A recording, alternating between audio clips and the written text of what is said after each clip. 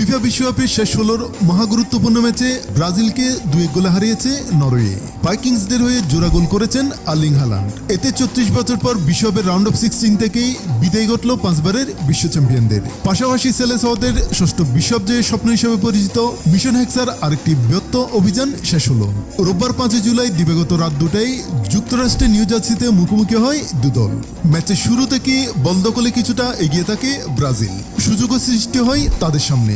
সেলেসাওদের এগিয়ে দেওয়ার সুযোগ পেয়েছিল ব্রুনো গিমারাইস, কিন্তু ম্যাচের 14 মিনিটে পেনাল্টি থেকে গোল করতে ব্যর্থ হন এই মিডফিল্ডার। 40তম মিনিটে নরওয়েকে আরেকবার বাঁচিয়ে দেন গোলরক্ষক ওরিয়ান নিল্যান্ড।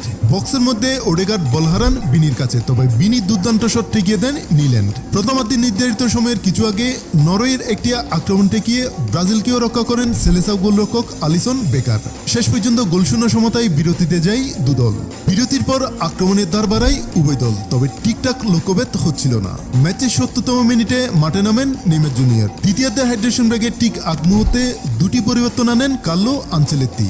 রায়ান ও গাব্রিয়েল মার্তিনেলির বদলে মাঠে নামেন নেইমার ও দানিলো। নরওয়ে দলেও আনা হয় দুটি পরিবর্তন। আলেকজান্ডার সল্লত ও আন্তোনিও নুসার জায়গায় মাঠে নামেন অক্সারবব ও আন্দ্রেয়াস শেলদরো। দ্বিতীয়ার্ধের হাইড্রেশন ব্রেকের পর যেন নিজের কাঙ্ক্ষিত রূপে ফেরেন আর্লিং হালান্ড। ম্যাচের 79তম মিনিটে দুর্দান্ত এক হেডে গোল করে নরওয়েকে এগিয়ে দেন এই ম্যান সিটি তারকা। নির্ধারিত সময়ের 1 মিনিট আগে ফের সেলেসাও রক্ষণভাগকে ফাঁকি দিয়ে স্কোর করেন হালান্ড।